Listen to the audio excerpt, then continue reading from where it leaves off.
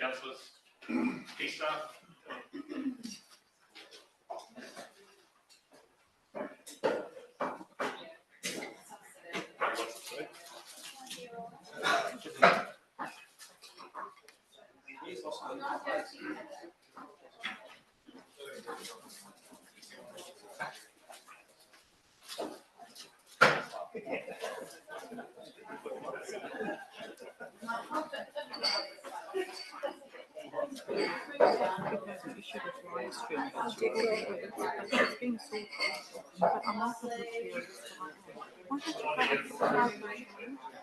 My job's not to be in the limelight, the CEO's to make it happen. Thank you. So was it live streamed, but there was just no audio? I know why, but it will be sorted. It won't happen again, I can assure you.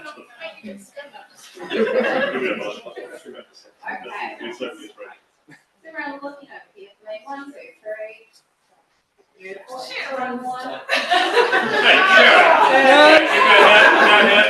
No, I'm good, thank you. Okay. We try. Okay, 1, 2, 3. Beautiful. Easy done. Okay. Nice. Last, thank you.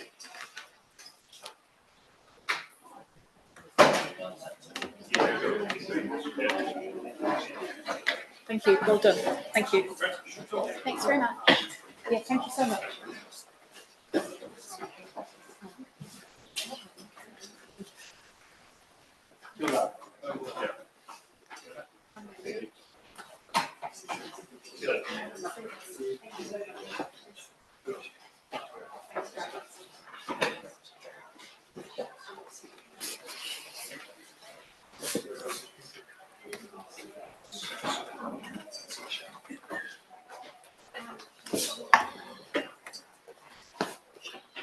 Okay.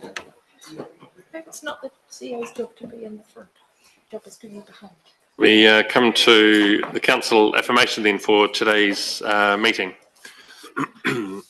Let us affirm today that we as councillors will work together to serve the citizens of Selwyn District, to always use our gifts of understanding, courage, common sense, wisdom and integrity in all our discussions, dealings and decisions so that we may solve problems effectively. May we always recognise each other's values and opinions, be fair-minded and ready to listen to each other's point of view. In our dealings with each other, let us always be open to the truth of others and ready to seek agreement, slow to take offence and always prepared to forgive. May we always work to enhance the well-being of Selwyn District and its communities. We will. Apologies today from Phil and from the Deputy Mayor, who's attending a meeting with Minister Bishop in Christchurch on our behalf this afternoon. Mover and second that we accept those apologies. Thank you, Shane. Thanks, Sophie. All those in favour say aye. Anyone against? Declare it carried. I've had no identification of any extraordinary business for today. We have the first paper in our agendas is the ratification of the decision to partner with Lincoln. So the partnership that we've just signed up to. I have a mover and seconder for that paper. Thanks, Grant and Bob. Any discussion on that paper? All those in favour say aye. Aye. Anyone against? Declare it carried. Thank you. Any conflicts of interest that haven't already been raised through the register that people want to raise today? No. If there's anything that comes up during the meeting, then please let us know. We now come to deputations and public forum. So first up, Jack Halliday and Fee Bennett are here representing Greater Ōtautahi. And there's been on our desks the printout that is also on our agendas today. And on the front of the page, it's figure 12, poor performing intersections in 2016.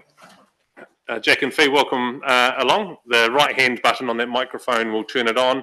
You just press it once and it'll stay on. And we'll allow about 10 minutes for your presentation. There may be some questions that councillors have as well. Kia ora, everyone. So I'm Jack and this is Fee. So we're from Greater Ōtautahi. We're a group of residents who aim to advocate for a more livable, vibrant and equitable region. So through enabling transport and housing choice is paramount to achieving this. So we recently spoke to ECAN on this topic and we've recently launched a petition, but we're not going to surprise you with any new information today and we'll largely just be preaching to the converted. However, it is integral that everyone in Greater Christchurch advocates to the central government to adequately fund our public transport system. As seen in the latest census data, Selwyn and the Greater Christchurch region is experiencing unprecedented growth. As you well know, the growth isn't being met by more public transport investment in the region, and Selwyn especially. So if you can see slide 1, this is a graphic from the PT Futures business case, and it shows poor performing intersections over time. So on the next slide, this has the same data, but just with different public transport ridership numbers put onto it. So from the left is pretty much the status quo in 2048, and on the right is an assumption of 15% public transport ridership. So for Selwyn, there's quite a few dots in Selwyn itself and also into Christchurch that become a poor performing intersection. So as we are very much in support of PT Futures, noting that these are very common sense, proven to enable higher patronage actions, we are disappointed that the Minister has not recommitted the $78 million contribution promised by the previous government. And as with much of Selwyn District Council's own work, there is also uncertainty surrounding co-funding. Kia ora. On the third slide, there is a graph of projected growth in age groups in Greater Christchurch by 2043. Significantly, the population of 65 years and older is expected to double. How many of these people will be socially isolated when they are inevitably unable to drive? Due to this being the case, as well as widespread public support across the region, we believe that Selwyn District Council has a responsibility to advocate for central government that required funding for PT Futures must be matched to what is needed. We feel as though it is imperative to tell central government that Waitaha Canterbury is getting a raw deal. In the draft government policy statement on land transport, any reference to public transport is only accompanied with Wellington and Auckland, despite Greater Christchurch being the second largest greater urban area in New Zealand. This is also historically true. In the 21 to 24 National Land Transport Fund, analysis by Business Desk found that Wellington was awarded $5,667 per person, Auckland was $4,255 per person, Waikato $2,964 per person, and just $1,847 for Canterbury. Ironically, due to Canterbury's greater car dependence, we likely also pay the most into the National Land Transport Fund. We know that patronage has increased. We should also not let some of this momentum come to a halt. To reiterate, Selwyn District Council continue to put pressure on the central government to adequately fund public transport and address funding disparities. Now is an essential time to invest. Our population is growing rapidly and is ageing. To avoid future congestion, social isolation, and car dependence in urban areas, we must push for investment. Thank you for allowing us to present to you today, and we're happy to take questions. Thank you for coming in that presentation. Councillors, do you have any questions? Elizabeth. Hi. Do you guys have some data based on the uptake of PT over the last, say, 5 or 6 years? Is that patronage data? So in the latest ECAN reports, patronage has increased and it's about to reach the highest point since the earthquakes, but it still isn't high. It's quite low, but it's obvious as to why. Like out here, you have barely any coverage.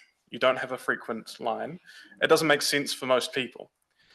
If you had the adequate investment that Auckland and Wellington gets, then you'd see that patronage increase as we're seeing currently with increased funding. I'm just was going through some Metro data this morning, and it showed that there was actually a decline in patronage with the Metro in Wellington, and there must be a reason why, and it would be interesting to investigate that to help us to navigate that here. Thank you. And I guess, question for me is, like, there's a lot of advocacy in this space currently. So working with ECAN and the Greater Christchurch Partnership and the Canterbury Regional Land Transport Committee has also made noises about this. Are there some other ways in which you think we could create some better advocacy pathways? Because we need greater investment in public transport, but the decision isn't ours alone to make that happen. Petition or more people speak? Is this still on? So yeah, we've got the petition which we've just launched, and hopefully some huge number of people sign that, and it shows that not just those who are willing to submit to long-term plans and GPSs are actually really wanting this service. So there's a small percentage of people who are willing to do those kind of submissions, and we need thousands, and I think we will get thousands saying, oh, actually, yes, this is what we want. Cool. Thank you. Last one, Sophie. Yeah, it's actually a quick question. Thank you very much, by the way, for coming and speaking to us. And you're right, this isn't new information. We know it. We just need every so often a push to keep the momentum going, which is always good. In terms of the maps of the intersections, do you know when that data is from or when those were projected? Just because the ones that are showing up as most dangerous for us in 2048, we've got stuff in our LTP to like put a roundabout or traffic lights and that sort of thing in those areas. So that's from 2020. Yeah, I suppose that's an additional challenge that Selwyn's going to have to meet. That's likely more expensive than investing in public transport now. So I'm also guessing that the population growth that has been seen is not what was exactly expected. So that's likely to continue. So because of that, it's either going to take significant investment to improve those intersections so more traffic can flow through, or we invest now in public transport. It's probably going to be a bit of both. Yeah. And the other part is we've got some of the new census data has come out, and after the last one they produced the Commuter Walker app, which was really good for seeing where people start and where they finish and what their purpose for travel is. And I've actually, in a really geeky way, looking forward to see if they re-release that for the 2023 data, just how much has that changed in terms of the concentrations and the directions of travel, because that's going to be really good for adding to the sort of business case to hopefully get some funding. Can I just chip in with, when we've got the tag on, tag off system, we're going to have much richer data of where people get on and off the buses, and that will help inform which intersections need improvement and help you guys figure out where you want to put your money. And for those that haven't seen that, Timaru is the first site where that's going to happen. Motu Move is the new tag on, tag off system for public transport about to be rolled out across the country. Thank you for coming in today and presenting that to us. We appreciate your time. Thank you. Thank you. The next, Denise Carrick is here, and we have a petition and a public forum.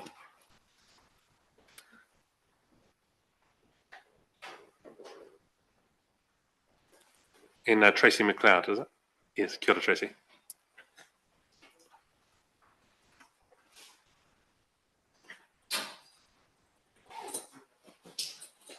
Denise, if you just press you're welcome to sit down and just press that right-hand button on the microphone, and then we can all hear you. Do I bring the presentation come. to you, or there's 3 copies and some research?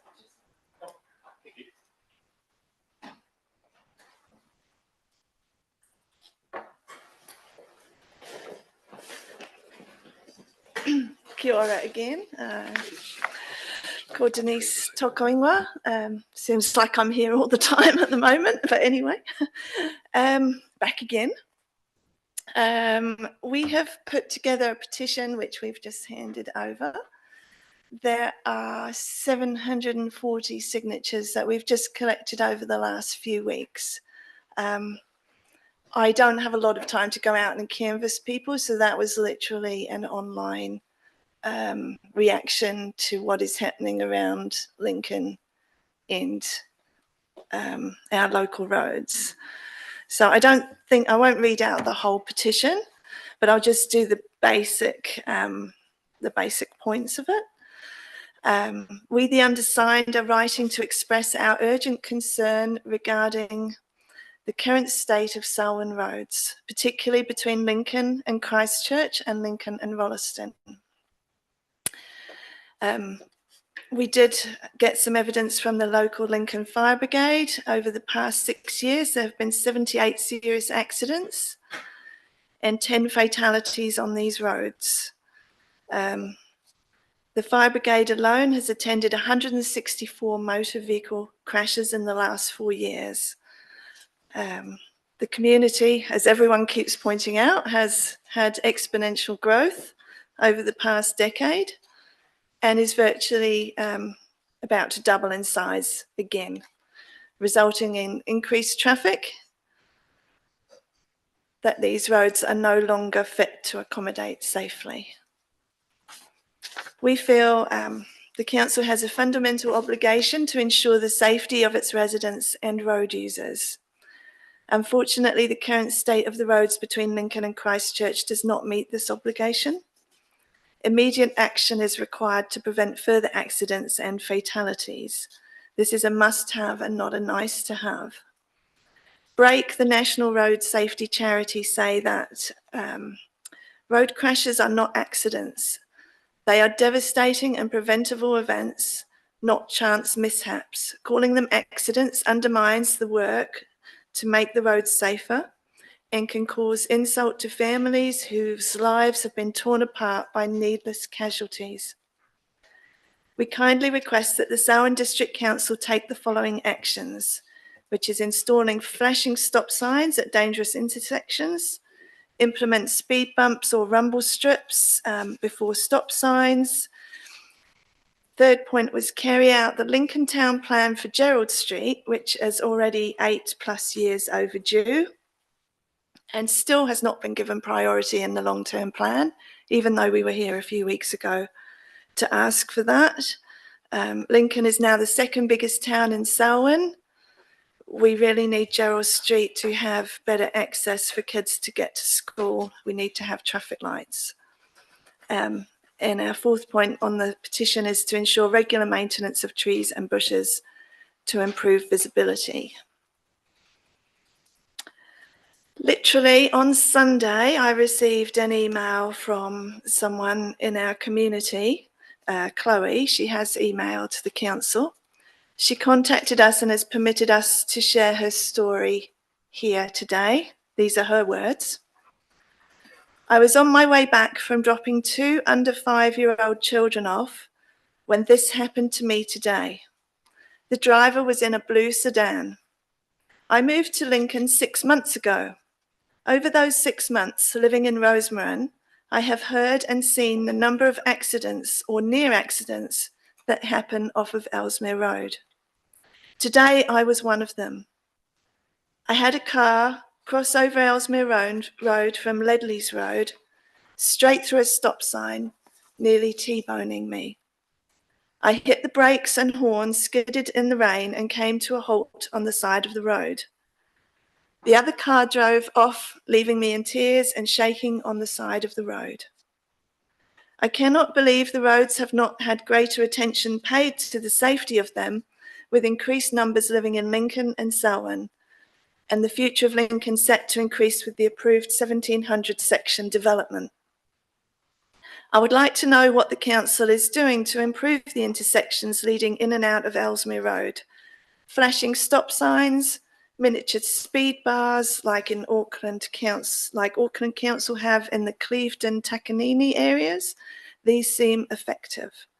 I have seen an article in the Star News in regard to what I'm trying to express here and feel there is a blatant lack of responsibility from the council.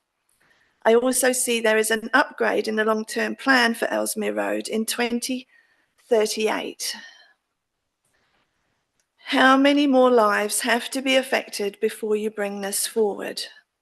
My policy reference for today's incident, and then she's got her police reference for the accident. I'm not sure how much time I have, but in addition to our petition, Lincoln Voice have the following statements or questions. AMI Insurance sent 2018, September 2018. Trial intersections for the large Den Harker flashing stop signs were placed at Madison's Swedens Ross, West Melton Hoskins, Hampton's Shands, Hoskins Sandy Knowles Road. AMI claim that there were 11 serious accidents in the 3 years prior to installation, but 0 in the following years. Is the complete research available somewhere? Because we couldn't find it. Following the success of the Canterbury trials, these lights were installed in Wanaka at the intersection of Ballantyne and Riverbank Roads. So clearly they were thought to make a difference. Regarding the more basic light up signs that I've given you a literacy review of for you to read, they're just basically solar powered lights, LEDs around a sign. Research from overseas concludes, because I couldn't find any research for New Zealand, Minnesota Department of Transport found 41.5% reduction in right angle crashes after installing flashing LED enhanced stop signs throughout the state. Texas Transportation Institute study noted that the introduction of LED embedded stop signs produced a 28.9% reduction in the number of vehicles not fully stopping, and a 52.9% reduction in the number of vehicles moving through the intersection without significantly slowing down. Similar results were found in Virginia, and even higher compliance at night. They were found to be particularly advantageous to older drivers on days that are very grey, road conditions are poor, and provide additional visibility at night. And then we do have a series of questions as well, if there's time for those. I don't know. Yeah, I mean, how many questions have you got? If you'd like to read out the couple of key ones and then leave the rest with us, and we'll get back to you on. Okay. I don't know how many you've got though. So okay, I'll just do a couple of them. Have the simpler LED embedded stop signs been considered, especially since the solar power technology and LED technology would be much reduced in price and more easily available than even it was when the 2016 trials were carried out? Have complementary measures such as judder bars approaching stop signs been considered? How much would they cost compared to the savings in lives, injuries, car repairs, time off work, medical treatment, etc.? Will council instruct staff to bring options reprioritising existing spending that might be considered nice to have in the current fiscal environment in order to prioritise improving safety at intersections in Selwyn? If yes, what would be the timeline for doing so? If no, please can you explain why preventing accidents and road deaths or serious injuries at Selwyn intersections is of lesser priority than projects you are unwilling to cancel, postpone or scale back? Denise, can I just ask, are those questions and they're not with the petition and the paper? No, I can give you a copy of those. Oh, no, that's great. Yeah. Will you leave us the questions that you've got and also the story and the experience of Ellesmere Road intersection with us as well? Yeah, that would be good. I've got all of that here for you. Have you worked with local police and community patrols towards catching people who are going through stop signs? Because, I mean, clearly something's going wrong here and people come back at us and say, well, stop means stop. People need to drive better, but clearly people are not driving better. So maybe, you know, if the police were checking more and if we used community patrols, that might help. And finally, given the prevalence of accidents occurring at stop sign intersections, how long is STC prepared to be hindered by or pass the blame to Waka Kotahi? And how many more serious accidents, injuries or deaths are acceptable before you act? He aha te mea nui o te ao. He tangata, he tangata, he tangata. Thank you. Kia ora, Denise. Thank you for that. If I could grab a copy of those as well. Thanks, Charlotte. There's a couple of question here from Deborah. Look, thanks, Denise. My question is around community controls and I guess the enforcement requirement from New Zealand Police. My understanding, and maybe you can clarify this, is that with regards to community patrols, they are there as sort of like advisory to assist the police. Yeah. But they're not there for enforcement and do the role of the police. Is that correct? Yeah. Okay, thank you. But they do have installed video cameras on their cars, and they can park up at intersections with the lights flashing, which acts as a deterrent and also brings attention to the intersection. So it's something that could be explored. Thank you. Sophie. Yeah, it's kind of a roundabout question, so apologies if I don't make sense immediately. A lot of what you've identified is to do with the fact that there's a lot more vehicles travelling between Lincoln to Christchurch and back again. And yes, that's to do with growth, which is continuing. So I guess a question, I mean, I'd be interested to find out some of the information you've asked for as in a sort of summary form anyway. But I guess one thing is, if it's mostly to do with there being too many cars, is there something that you would potentially present to ECAN as well as evidence that we need more public transport, given that we've also had absolutely. That's because And I agree a lot of with those you. journeys are going in particular directions. And another possibility is things like, I don't know, it's, yes, people behind the wheel of a car develop extremely bad habits within a few years of taking their license, and then you don't get tested again until your eyesight fails. And that's, you know, again, I guess I'm not trying to, what I'm trying to say is we can put in as many road safety interventions, and they cost money. And then as soon as you put them in, you've got to maintain them as well. So there's the original operational capital cost, then you've got all of the operational costs. But actually that doesn't change the sheer volume of traffic that is going from A to B, and it doesn't change people's behavior as much as you might think it does in many ways. Other behavior develops around it, like people will take different routes. If you look that at the sort of thing. research we've given you, I can't because I don't have a copy. okay, you'll get a copy. Okay, when you get a copy. If you have a PDF, that would be fantastic. Send it round yeah, to us. It does cover some of what the costs are, and the costs are so minimal for those light up signs compared to the difference that they make. Obviously, public transport needs a bigger buy-in from everyone here. The catch you've got, like listening to the first presenters, is obviously we don't have as many people, even though we think we've got lots of people here and we talk about having lots of people here, we haven't actually got that many people here yet. So you've got that chicken and egg thing where they're not going to put in, you know, they're cutting back buses because people aren't using them. So at what point, you know, someone's going to have to go first, aren't they, and put the buses in to get the people using them. But in the meantime, we're a totally car-centric environment, and I can't see that changing very quickly at all. It's only going to get worse. And something is going wrong with the driving here. I don't know what that is, but, you know, these sorts of interventions have been proven to make a difference. Thanks, Denise. We've got two more questions, Nicole and then Grant. Thanks for coming, Denise. Interesting about the signs. So the ones that we had as trials around our district, we were happy with them, staff were happy with them, we'd done a report on it. But we are not an authority that can approve those.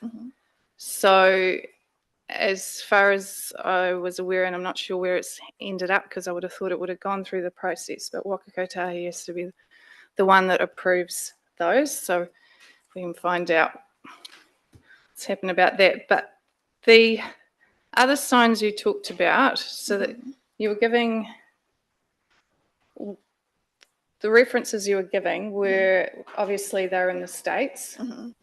Are they actually here as well? No, as far as I know. I Yeah, don't because know. then they would have to go through the similar process. We're waiting for It's those just other ones. that the research is there. well, that's what I could find. But obviously, there's people here who specialise in traffic management, I presume, who could find. Yeah, and this is more.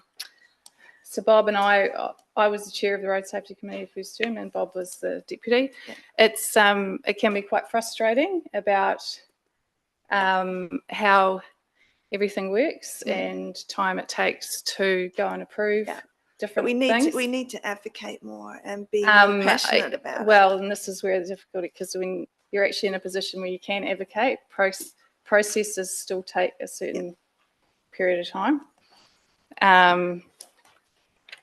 And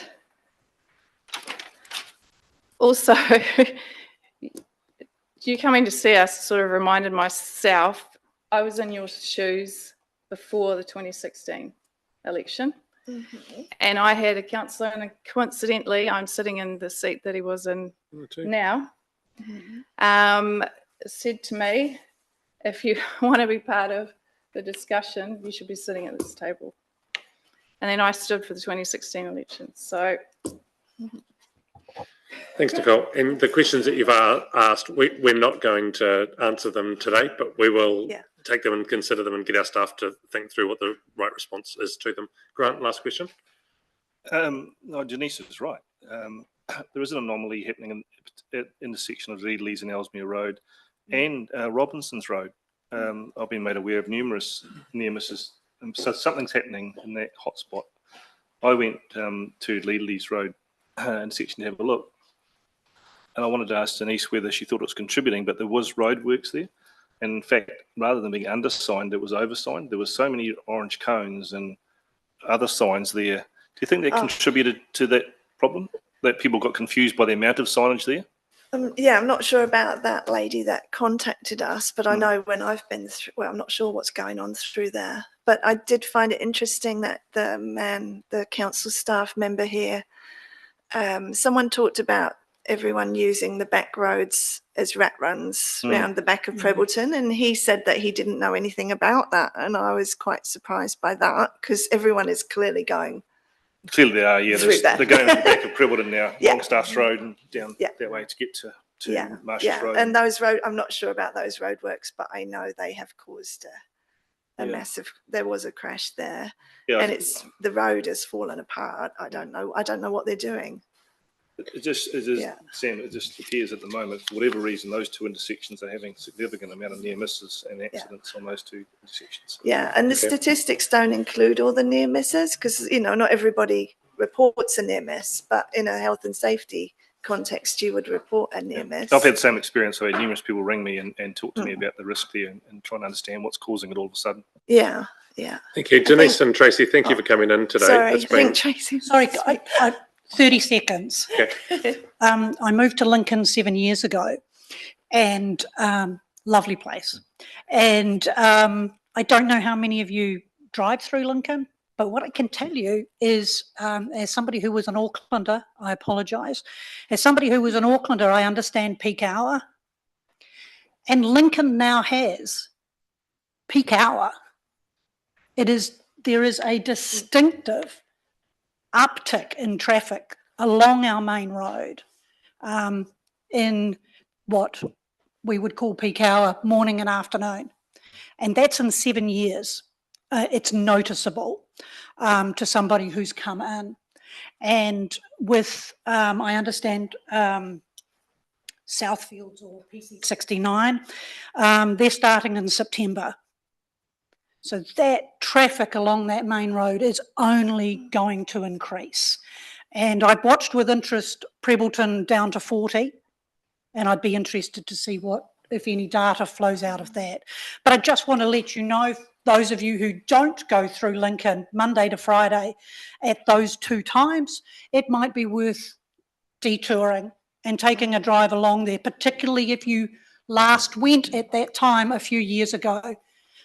There is peak hour traffic, and it is only a matter of time before more accidents happen along there because of the different touch points along in that curve by the church, where people come onto the main road and you hold your breath. So that's from a resident point of view.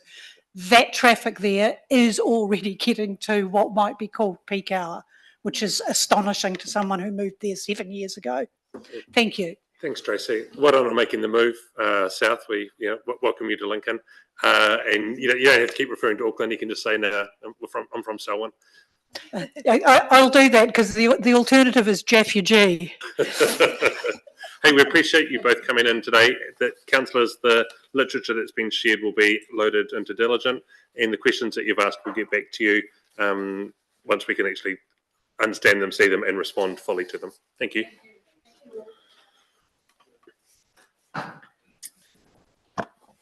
On tab 8 in today's agenda is the confirmation of minutes from the previous meeting held on the 8th of May. Mover and seconder for those minutes. Shane, thank you. Seconder, Lydia. Any discussion on those minutes? All those in favour say aye. Anyone against? Declare it carried. The next report is my report. There's a number of items that are on there to keep you updated with activity during May.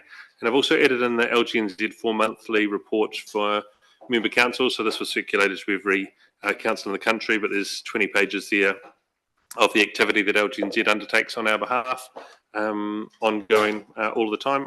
Obviously, I'm involved in some of that as president, but so much is an excellent work stream that Susan and the team have around advocacy for us into government, supporting members and connecting us with one another. And on Friday this week is the infrastructure symposium with a focus on water and transport and housing. Happy to answer any questions if people have them on that report. I'll move that you receive it. Is there a seconder? Thanks, Lydia. Oh, Sophie, lights on. I was just going to ask a cheeky question around your training for the Selwyn Marathon. What time are you, aiming for? Training for the Selwyn Marathon. I turned up to start the races and did not run any of the races. Thanks, Lydia, for seconding. All those in favour say aye. Anyone against? Declare it carried. Sarah Marathon, though, was a good event. 650 runners, 450 from outside of our district came to run it, and James and Jen both podiumed. Finished top of their whatever. James Richmond and Jenny Nicholson. Yeah. So if anyone needs any training tips, James and Jen rather than me is the place to go for that. The Chief Executive's report, tab 10. Sharon. Thanks, Sam. In the report this month, you will see requesting retrospective endorsement of 2 submissions that were put in. The submissions were circulated to councillors for feedback, so thank you to those who fed back. So I'm just seeking the retrospective endorsement. I just want to acknowledge that there are rather a lot of submissions coming out of central government at the moment. We're getting very, very short turnaround times. And in terms of responding to those submissions. So I'm sorry that we're sending you information outside of council meetings, and quite often the submissions close within 5 to 10 days, which means that we seem to be bringing a lot here for retrospective endorsement. So I'm sorry about that, but our hands are tied a little bit. With regards to the Infometrics quarterly report, I think we've had some good coverage there. And I just really want to draw your attention to the public forum that we had last month in terms of Mr. Bradley, who spoke to councillors with a range of issues. I just want to highlight myself and my team have been in contact with Mr. Bradley on several occasions. I have explained with regards to some of his queries around overpayment of rates.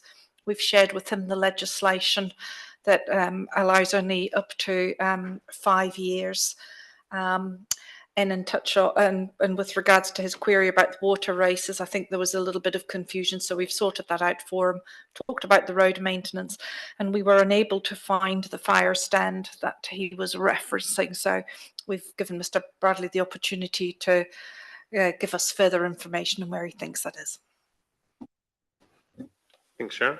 Any questions on that part of Sharon's report? Dane. Tēnā rā tātou katoa, mihi ana kia koutou, te mana whenua, te rangatira, te takewa, tēnā koe, te whare atu nei, tēnā koe. Hey, Sharon, I just wanted to thank you very much for your report, your continued leadership in delivering the LTP. and fully support Council's direction for Māori wards and the submission and those that have contributed to it. I'm very proud to be tangata whenua of a council that does support the views of mana whenua, and also ensuring that local decision making is at a local level. So mihi mana. Also the Infometrics report is also quite interesting. Interesting to hear from Denise around behaviourism. The crime statistic in here is up, and interestingly enough, 0.9% crime increase, I think, within the region really is related to driving or driving behaviour. So certainly indicates in there something either in the driving behaviours. There's one point in there around the signature of the relationship with the university, and it's on page, I think, 82. The creep and neat shows council are moving in the right direction, particularly with perhaps the economic development strategy in developing an MOU, and also looking at innovation and knowledge hubs. So it's a very interesting report. It shows good stability for the region, but also a lot of opportunity. So thank you. Thanks, Shane. Grant. Just referencing the response to Mr. Bradley on Cooks Road, what Mr. Bradley identified was a very common rural problem that potholes get shingle recovered from the side and pushed into, and as soon as a decent sized truck goes along, it just splashes it all out again. The response tends to indicate that unsealed road rehab is undertaken in the winter months. Is that the expectation that we should put forward to our ratepayers, that potholes would only be remediated in the off season? Sorry, what I didn't reflect in there is about the ability to use our snaps and solve or our service requests if there is particular issues or challenges. Because obviously we're very cognizant of that. So yeah, apologies that wasn't clear in there. So just for clarity, we will continue to repair large potholes in our unsealed road network year round, as required, as notified by the public. So if there's obviously if the public have got particular concerns about particular potholes that are going to cause significant damage, then sending through a snaps and solve will allow to look at that. In terms of road maintenance, there is a schedule of road maintenance that is there available, but if there's a significant challenge with the pothole, then the staff will certainly look at that through a snaps and solve. Thank you. Thanks, Grant. Mover and seconded then for Sharon's report. Shane, seconded. Sophie, thank you. All those in favour say aye. Anyone against? Declare it carried. The next item is on tab 11, page 104, proposed amendments to Council's Code of Conduct. Welcome, Steve. Kia ora, Sam. Thank you, councillors. Councillors, the next two papers, tabs 11 and 12, are dealing with a program of ongoing policy review work that our team are leading, both looking at our people policies as well as our organisation-wide policies. So the first of the two papers today looks at an update to your Code of Conduct. It's driven by the requirement, which is in your current code, to establish an independent panel. And as we've been going through this exercise of reviewing this, not only on what's best practice in terms of code of conduct, we've also looked at a number of other organisations, and we've also proposed in there an additional policy that sits outside of the scope of your code of conduct, but is a process by which you can also deal with complaints made by members of the public. So we're putting these papers today to you, and happy to take any questions on the first of those. Okay, thank you, Steve. Any questions? This is the proposed amendments to Code of Conduct, and note that the Audit and Risk Committee will be involved in some recommendations, adopt the changes proposed, and adopt the proposed new policy. Deborah. Just one issue. I note that it does require a percentage of councillors to vote in favour of any amendments or changes? Yes, that's correct, 75%. 75%. So just supposing that you don't get 75% for the amended changes, what is then the process? We will take the feedback as to why you haven't provided that, and we'll bring back a supplementary paper that would seek to get your approval. Two questions. Are we required to pay a retainer for the independent panel of investigators, or are they just paid on demand? That's the first question. They're paid on demand, Councillor. Thank you. The other one is around the complaints by the public around elected member behaviour.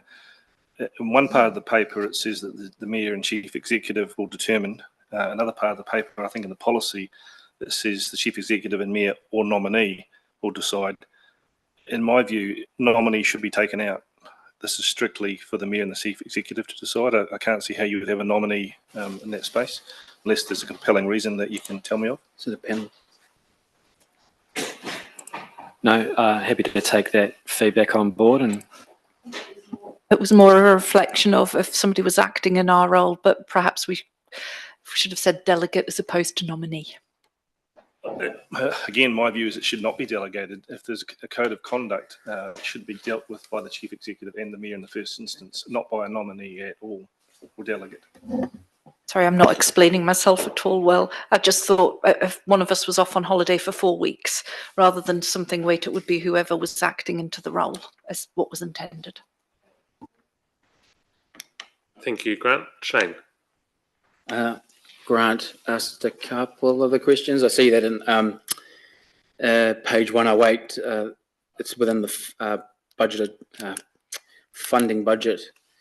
So it's satisfied my questions there. I agree. I think an independent panel brings and mitigates a lot of risk, but also independence, and it's something that should be supported. And it gives integrity to the democracy process as well, so I'm happy to support it. Thank you. Mover and seconder then for this paper, Bob and Shane, thank you. All those in favour say aye. Anyone against? Declare it carried. The next item is on page 138. It's a protected disclosures whistleblowers policy. Steve. Thank you, Matt. So this second paper is really driven by the legislation, and in reviewing our current fraud policy, we noted that there was an out-of-date reference to the old Act, and so as part of refreshing our policies and making sure they're fit for purpose, we're now required to extract essentially all those protected disclosure elements from the fraud policy and establish a clean standalone policy, because there are really clear, hard and fast rules for dealing with protected disclosures. And so that's the driver behind this. So the two attachments really show you the shift of protected disclosure out of the fraud policy.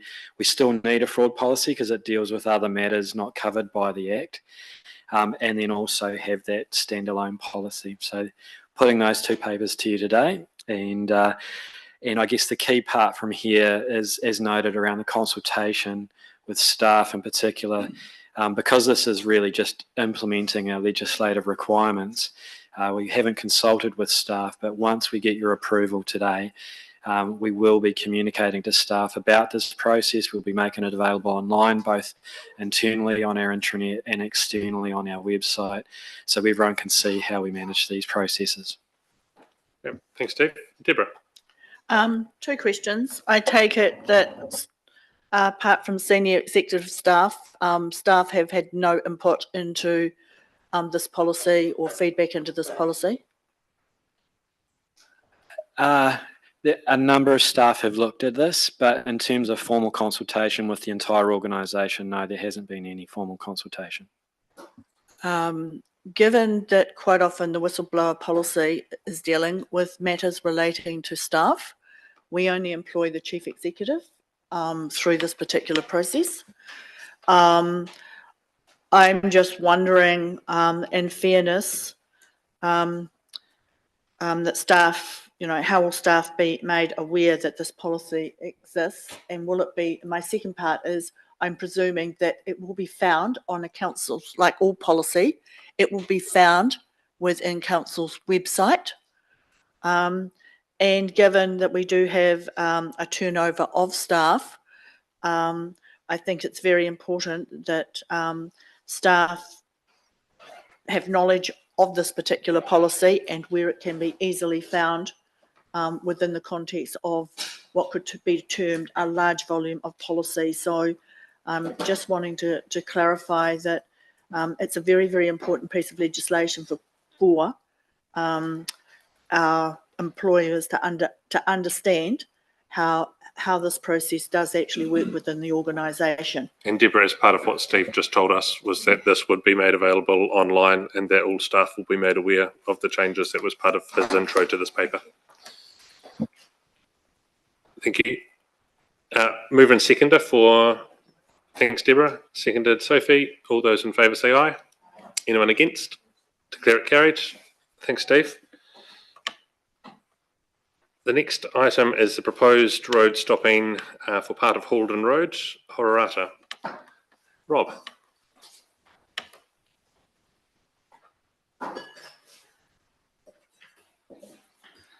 Tēnā koutou. The report can be taken as read. It relates to a road stopping request of part of an unformed legal road being part of Holden Road, Hororata, pursuant to the provisions of the Local Government Act 1974. If the statutory road stopping process is successful, the land will be sold to the applicant at market value or the cost of the road stopping, whichever is the higher, and that's in accordance with council policy. Happy to take any questions.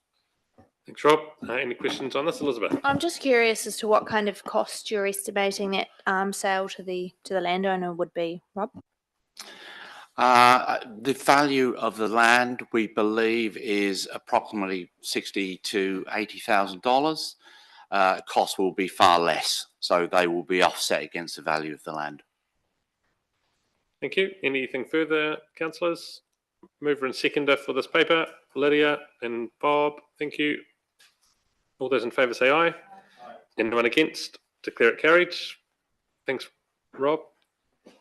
The next item is the Selwyn Biodiversity Strategy.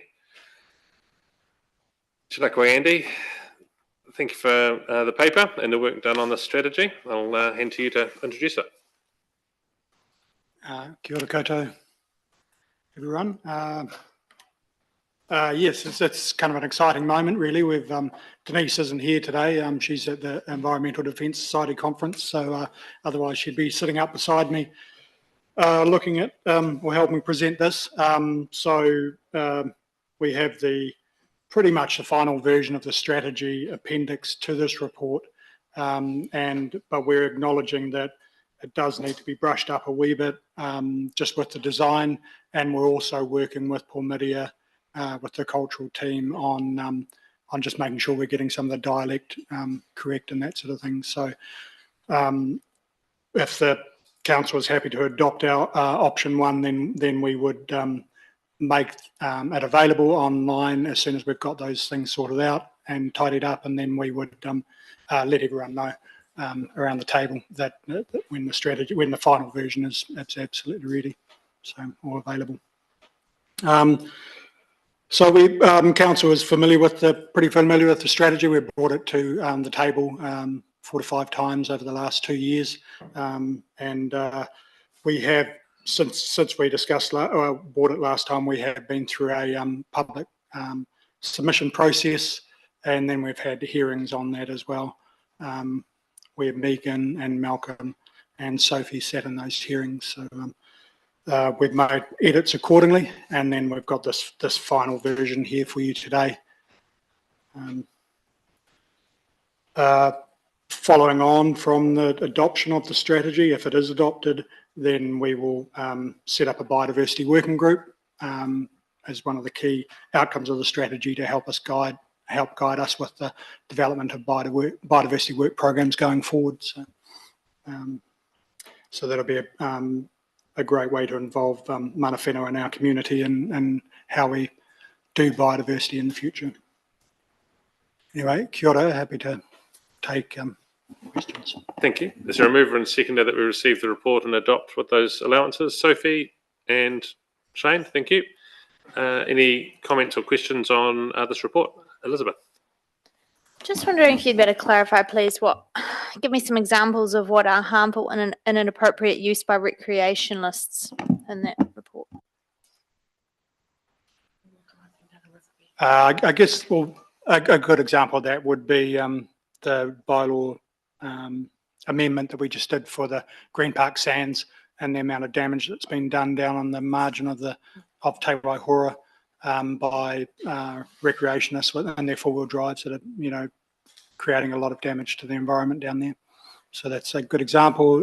Lake Linden as well. There's if you're driving through around Lake Linden at the moment, you can see quite a lot of obvious vehicle damage marks up on the hillside. So could be mountain bikes in sensitive areas as well on the Craigieburns. So, yep. Thank you, Grant. Hi, Andy. I think I put up before, but I just wanted some clarity in public meeting.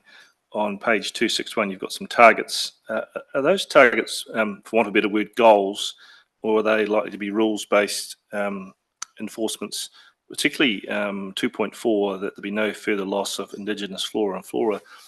There's a lot of rural landowners have gone to a lot of effort to put in particularly stock shelter and riparian plantings and those sort of things, which are effective but at times they need to be moved.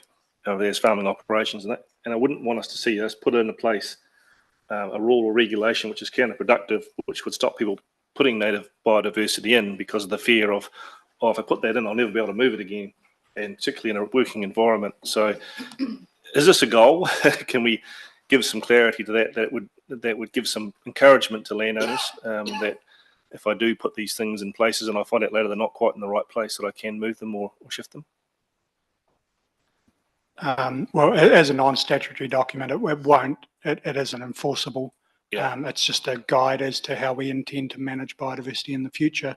And then thinking about our district plan rules generally with those sort of situations, Grant, there is an allowance to remove biodiversity if it's for putting in tracks, sheds or fences, that sort of thing, small areas. So there is usually some flexibility, but yeah, usually, I mean, we, in our work with the landowners, we try to work with them as much as possible.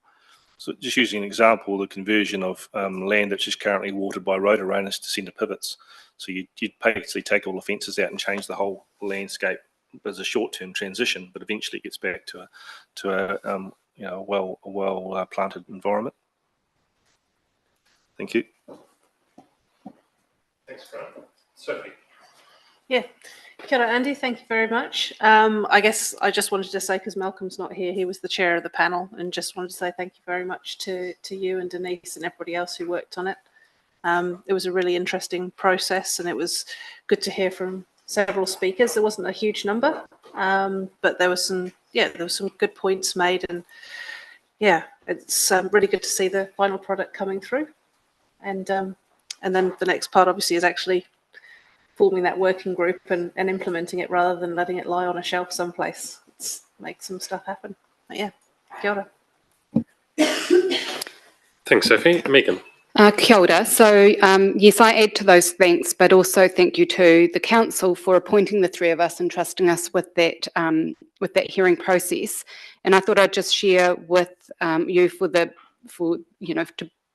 your benefit is that the two primary things that we heard about in that hearing was one, wilding conifers and the issues that's in certain areas of the district in particular, and also the Kia recovery group. So they were the two key things that were coming through, and I can say that the strategy was definitely updated to reflect the public feedback that we had. It wasn't a high level of public feedback, and I totally endorse this strategy. I think the strategy is great, but I would say my reflection is that potentially it might not be required. Some of this stuff might not be required for a hearing, given the turnout, but also maybe the method, like to drum up service, I guess, to drum up feedback. It kind of became apparent that some of the people that submitted hadn't read it. And so it does make me question, maybe we might consider different processes, but strategy is great, fully support it. And particularly the next steps of having a working group. There's no point having a strategy if you're actually not going to implement it. So well done. Thanks, Megan. Deborah. Just with regards to Environment Canterbury, they have a responsibility for managing biodiversity. And we have a sub-biodiversity. And I guess what I might be a little bit afraid of is that our policy, or the way that we are protecting our natural heritage, may be more strategic than other areas that have greater management, shall we say. And not only that, but they have a greater ability to actually collect a rate for the work that they're doing. And that's what's really starting to concern me is the impact on our ratepayers with regards to paying twice. I'm conscious of the Wilding Pines and all the work that's happened in the basement with it being cleared, but unless you spend more money and get on top of that, the Wilding Pines are coming back thick and fast as seedlings in the areas that have been cleared. And that is going to be a major cost operation going forward. And I want to know from our ratepayers' perspective, how is such an initiative like that going to be funded when we are not the lead agency? I guess that's consistent with a number of conversations we have with the agencies, Deborah, about about the projects that we've got going on, but also the challenges that we face in biodiversity. And I think it's beholden on us to all work together. I mean, I definitely take your point about rates. With Wilding Pines, that's largely been the funding has come from central government up until this point. But I think that at certain points we may need to discuss at this table in the future about how much we want to protect our landscapes, and that's a serious risk to our high country landscapes, Wilding Pines. If we stepped away from it, that would, within 50 years, it would look like North America. And so, I think eventually we will need to be probably more involved in that discussion. That's notwithstanding the fact that ECAN's key responsibility is for managing weeds. But if it's something that's important to us, I think potentially that might come back to us, because there's definitely shortfalls. That the funding for management of Wilding Pines has been cut significantly in the last for these in this current stanza. So it is a issue going forward, and it's also we're seeing emerging weed issues, holly, sycamore, cotoneaster, all those sort of things that are happening up in the high country and becoming quite an issue. Thank you. Lydia. I just want to say thank you for all the work on this, and for the hearings panel as well, and incorporating people's thoughts into this, and around the care, protection and biodiversity. And I guess I just wanted to touch on the working party, and that obviously in the back there's a big list of people that you are, I guess, partnering with or working with, and that there are some more out there, and to I guess enforce the fact that collaboration is good rather than individuals doing work. And I guess so, and I think we're really fortunate to be able to partner together, not necessarily just agencies, but also landowners as well. So yeah, thank you. Thanks, Lydia. It's been moved and seconded. All those in favour say aye. Anyone against? Declare it carried. Thank you. And well done to the team and all the work over the years to get us to have the strategy adopted. And thanks for all the support for it around the table, and also for the involvement of all the staff that have been involved in it. It's been great. Thank you. Thanks, Andy.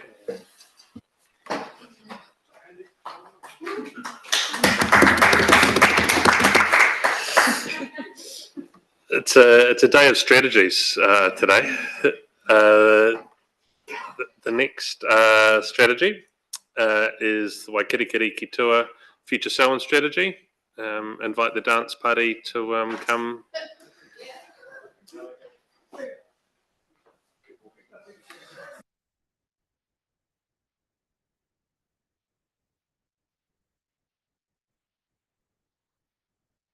Good afternoon all. Like last week, quite topical following the signing of the MOU with Lincoln University. a lot of the aspirations and outcomes and strategic directions within Future Selwyn do align with what Lincoln University are wanting for themselves and also what they're wanting out of Selwyn as well. So it's quite a good topical one to go behind, like Rob Carr like last week. Won't go into too much detail. We did cover quite a bit of content last Wednesday, but effectively Future Selwyn, it's going to be the strategic direction, aspirations and outcomes for Selwyn District. It's something that's missing at the moment. It's going to be that tool that we can use for decision making, strategic alignment, and it'll have all of those other sub-strategies and work plans that will come off it. So there'll be a single point for alignment for all of those work programs. So I'll pass it to George. And Kia ora koutou. Thank you for having us to talk to this report today. It's seeking the endorsement of Waikirikiri Ki Tua Future Selwyn in draft format for public consultation, allowing for some minor changes and proofing ahead of going out for consultation. I just want to draw attention to recommendation D about appoint selected members to a hearing panel for oral submissions to be heard between the 30th of August and the 5th of September. We just seek a small change to that to name individually the members of the hearing panel. Other than that, I'll just give a really brief overview of Waikirikiri Ki Tua Future Selwyn. Obviously, last Wednesday, we were here showing everybody the platform and talking a little bit about the strategic intent of Waikirikiri Ki Tua Future Selwyn, following on from Rod Carr's presentation, outlining the need to be future focused and thinking about the changes that we're facing as a district and some of those challenges, but also some of the opportunities, which is really what this speaks to. The draft is proposed to be Council's strategic approach for intergenerational wellbeing, sustainability, resilience, growth, change and development across Waikirikiri Selwyn. It's a long-term, future-focused, live web-based strategy within ArcGIS Experience Builder, and that's a real step change for how we've prepared and presented strategies in the past. The draft represents the update and replacement of the current district development strategy, Selwyn 2031, which was adopted in 2014 and has come to the end of its useful lifespan. The draft is structured around 4 parts. Part 4 is just placeholder content for the consultation process, as it's regarding monitoring and monitoring for outcomes, which we will set once we get that steer from the community that the outcomes are right and what they want to see in their future. So for the consultation purposes, we'll be presenting parts 1, 2 and 3. Part 1 is the context and evidence base, which was developed over the project inception, which is the review of Selwyn 2031 and the decision to replace Selwyn 2031 with Waikirikiri Ki Tua Future Selwyn. The purpose behind this was to elevate the strategic importance of the district development strategy to work as an integrator and to achieve strategic coordination between our current policies, plans and strategies so that they are aligned and they all work well together. Part 2 is part of an exercise taken by the strategy team in exploratory scenario planning, and this incorporated a lot of the feedback we heard, particularly through Hui Mai for Greater Christchurch, about future challenges and concerns from our community, particularly at the drop-ins and some of the sessions that were run through that were focused on Selwyn. So we took a lot of that feedback and developed potential scenarios in order to inform the strategic framework, which is in part 3. Part 3 I've spoken to quite a lot recently, which is arguably the most important part of the draft. It sets out our future strategic and spatial direction over the long term, and it's largely headed up by the strategic framework, which contains our long-term aspiration, which is in 2 parts, a set of outcomes and directions. It also includes our strategic priorities, which are broad areas of work where we'll seek transformational change through spatial planning, which includes the update and replacement of current Ellesmere Malvern area plans and the development of a new area plan for Eastern Selwyn, which represents the Selwyn portion of the Greater Christchurch urban environment. There's also specific direction on our urban form, which just provides greater specificity and detail, predominantly for our communities to understand some of the changes and some of those quite different changes from what the status quo is in terms of our urban form in order to achieve the outcomes. And then the spatial direction is provided in the district picture, which largely is the spatial component of Waikirikiri Kitua Future Selwyn, and that sets the long-term district level strategic direction between our towns, communities, areas for growth, change, transport connections. So some of the things we heard today, including the public forum, it's set in that direction and it will provide a great platform for some of the advocacy role that we've spoken to today. The only other thing I'd like to mention is that the 4 options in front of you, our recommended option is option 1, as we feel that sufficient work has been done in terms of the development of the draft, that it's now timely and proper that we take this to the community to hear from them and make sure that they can see themselves in this future that we're putting forward and make sure that we've heard them correctly. We've tried to take the feedback on through not only the district plan review, but previous long-term plans and other engagement and consultation opportunities, and make sense of all that great feedback, incorporate that into the strategic framework. So now it's timely that we take that back to the community and make sure that we've heard them correctly, and that's what they want to see for their future in Selwyn. I will briefly pass over to Natalie, who's up here with me today, to outline the consultation process. I'll just bring up the slides on the screen there. Oh, yeah.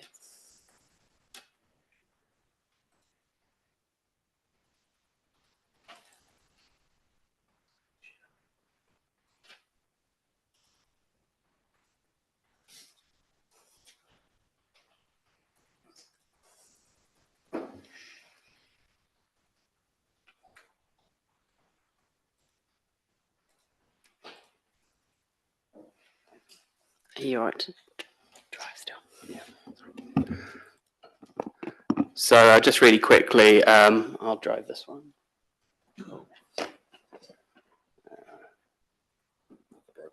Oh. Doesn't trust you, Bob. Fair enough. I can see it.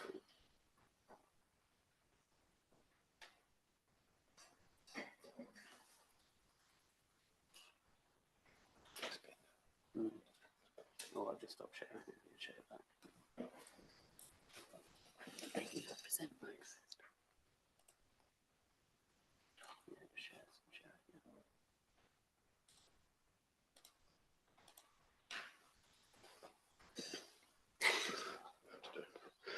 Okay, we'll just run with what we've got, but it's in the pack. So the first slide there is kind of an overview of Waikirikiri Kitua Future Selwyn. We've largely talked to the importance of the strategic framework, those 6 strategic priorities, which we'll be taking out as part of the consultation to make sure that we're considering the right priorities when we develop spatial plans for Malvern, Eastern Selwyn and Ellesmere area. And the rest kind of just provides an overview of what I've already spoken to today. I'll ask Natalie to give you an overview of the consultation approach, including some of the design elements as well. Thanks, George. I'm going to spend this section of the presentation talking more about the consultation approach. You would have seen this stunning element whilst exploring Waikirikiri to our Future Selwyn website. This forms part of the visual narrative that has been jointly created with Kaitiaki Studios and Promedia. The Ko-Fi-Fi pattern is intricately linked to the overarching Whanganui construct. The Pataki design reflects our deep-rooted sense of manaaki for our land and our communities, signifying our collective aspirations for the renewal of whenua and the prosperity of our people. Each po is recognisable as elements within the design. Together with the Pataki design, we have introduced a vibrant colour palette to the website and consultation assets. Our goal is to ensure that the essence of this consultation campaign is not only future focused, but is innovative. We're employing a variety of creative strategies to achieve cut-through and make our consultation stand out. These include visually striking schematics designed to represent the strategy outcomes. These schematics help break down complex concepts, making them more accessible. The iconography used throughout our consultation materials is modern, intuitive, and consistent. Each icon is designed to be recognisable, providing quick visual cues across different platforms, from our website to printed materials. By integrating these schematics and iconography, we aim to create a visually enhanced, accessible, user-friendly experience that captures the essence of the future-focused consultation. Thanks, George. The community campaign will aim to stand out from the sea of consultation sameness.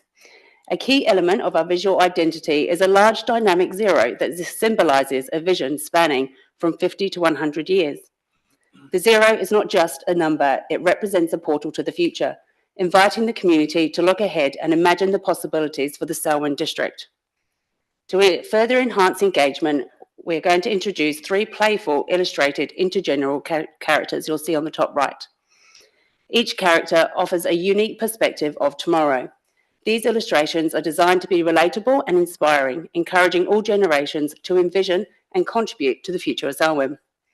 Across both phases, the campaign will include the strapline Beyond Today, Towards Tomorrow.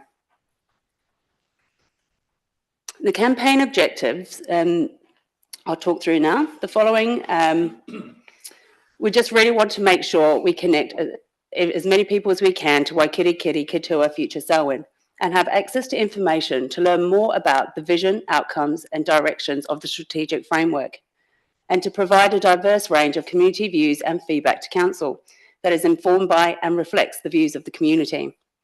To achieve this, we will focus on the reach and awareness in a lead-in campaign. This is the number of times or frequency our community will see or hear our messaging. The second phase will facilitate conversations and provide a direct link back to the submission tool. Social media comments will be reviewed to ensure a two-way conversation and will be included in the consultation wrap-up. Our strategy will be digitally led, focusing on paid and owned media, which will allow us to measure reach and engagement, increase visibility, review channel effectiveness, and optimize our approach as needed. This is not a set and forget. Digital allows us to precisely target and segment based on demo, interest, and online behavior, with a focus on video content for our younger audiences. We'll be using animation, GIFs, and other multimedia elements to communicate more effectively and keep the community interested through both phases of the campaign. The approach will be supported by traditional media, including print and radio advertising. Additionally, we will support our digital efforts with face-to-face interactions between council staff and the community across facilities using our activation stations. These will be reskinned and include a self-serving device. These stations will provide high value, high level of visibility, exposure and engagement, and access to a printed consultation document or a quick reference flyer. We have been in discussions with our facilities and have recommended 3 locations for the stations. These will be Darfield, Leeston and Lincoln libraries and Te Atia for the second week of the school holidays. From the LTP consultation, we now have a really good understanding of what worked and what didn't, and where to best meet our community and on their journeys. HQ did not work the best, as we know this is more of an intentional visit, but there was more willingness to engage at other venues and events such as weekend markets. We'll be sharing this week our recommended drop-in session schedule that will include Lincoln, Rolleston and Leeston winter markets, and we will take advantage of winter sports at Darfield Domain and Foster Park. The awareness campaign will run from the 17th of June to the 7th of July for 21 days. The budget is relatively light for this phase, however, it does run off the back of the LTP campaign, which has already introduced Your Future Selwyn to the market. The stage will generate awareness and interest and get people in the mindset of thinking about the long-term future of the district. This will inform people when submissions are open and how they can provide feedback. We'll use a mix of platforms to concentrate on building reach through a 15-second video, introducing Future Selwyn, and drive clicks to the website. Our channel strategy has been informed by what worked best from the LTP consultation and includes YouTube, social media, and digital radio. Digital radio really was a star performer during LTP, so we have weighted budget accordingly to support this channel. These channels will serve the foundation for our consultation approach, targeting the awareness layer of the marketing funnel. Our wildcard channel for this consultation will include Stuff Native advertising and will provide some good learnings for the area plan consultation later this year. The formal consultation will run from the 8th of July through to the 4th of August. This phase will be highly visible, where all digital channels will encourage people to provide feedback through a submission. All clicks and traffic will be integrated back to Engagement HQ, creating a space for conversations around Waikirikiri ki Tua Future Selwyn. To increase conversions, we'll introduce a 30-second video and non-skippable, ensuring the entire message is delivered to our audiences. Additionally, a 6-second bumper to reach in a more cost-effective manner. We know short-form video is king. Our plan involves geo-targeting Selwyn and retargeting to those who had already engaged with us throughout the lead-in campaign. Facebook and Instagram will target Selwyn residents using carousels, single images, vertical videos for reels and stories. Traditional print, such as Council Call and Selwyn Times, plays a key role for our less digital savvy parts of the community. Community papers such as the Ellesmere Echo, Malvern News have also been included in the media schedule, and traditional radio to speak to our commuter or rural audience. And other channels include digital screens throughout our facilities, a flyer insert in the rates mail out, and an e-newsletter to our registered members. We'll connect with schools through the Rangatahi Times, which is our e-newsletter that is shared with school communities. Our overarching goal is to engage with our community wherever they are, whether that's online or in person. On the week of the 17th, Marcoms will launch internal Future Selwyn Hub on Te Pātika. As the digital home for working at council, Te Pātika is the obvious choice for hosting this information. This will follow the same format as the LTP Communication Toolbox, a one-stop shop for all information to ensure there is connectiveness across the organisation and what we need the community to do. This toolbox will be complemented with a series of internal emails to staff. The toolbox will include an internal guidance booklet, a series of videos, weekly newsletters to staff, a Slido presentation and regularly updated FOQs to assist with any difficult to answer questions. We have now worked through how we'll make this content available to the councillors, so everything you need to know will be housed here. I now pass back to George to talk through the timeline and the hearing process. Kia ora, Natalie. That was an awesome presentation. I'm very grateful that Natalie is on my team. It's her first time up today, so I just want to acknowledge all of her hard mahi on this. And I'll just finish with outlining the time frames, which we've already spoken to in terms of seeking endorsement today, that leading campaign to really build awareness around Waikirikiri ki Tua and all those amazing interactive and engaging elements, and then the process for formal consultation, the time frame for that, and then the hearings. I think I will leave that up there. It's fairly self-explanatory, and just take the opportunity now to welcome any questions. Kia ora. Kia ora, thanks, team, for good presentation on the work that sits ahead of us. One of the questions that's asked here is around the hearings panel, and I just wonder whether that should just be all of us as a council, including Megan as Mana Whenua rep, so that the level of importance that we're placing on the decisions that Future Selwyn's going to create, I think rather than just giving that to 3 or 4 people, maybe everyone should be a part of that. If you can't or you don't want to be, then it would be by exception you not being there, rather than saying to anyone we don't want you to be a part of that, given the level of this decision and consultation with the community. So that would be my suggestion around D. But happy for anyone if they've got questions or any feedback or comments on the strategy. Feel free, Elizabeth. Yeah, I just wrote a few dates down. So the 17th of June to the 7th of July is when you guys are going out to get the community engaged, but then they don't actually get to do the formal consultation from the 8th to the 4th of August. Is that correct? So That's correct. So the leading campaign is really about driving some interaction and awareness of the website. So to drive just more traffic to that, to let the community know it's there, to softly lead them in to the formal consultation. Okay. I'm just aware that it could be that people would be expecting that at that time it's open and available, and they might feel a bit frustrated and confused if they go onto the site and then they can't actually fill any forms in at that time. So yeah, just something to note. The other question I had was, you're talking about going into schools. Is there an age restriction on how young is too young to have your say to the Your Say Selwyn, or is it open to all ages? I don't think we've made that decision in terms of there being an age limit to make a submission. We can look into that and certainly get back to you. I think it was envisaged it would be all ages. There would might be some assistance needed for the youngest members of our community, I'm sure, with the platform, but it was we hadn't given thought to a cap or age limit for that. Yes, I recently visited Hora Whenua Council, and through their long-term plan, they had a lot of similarities to the way our engagement works, but they also ran some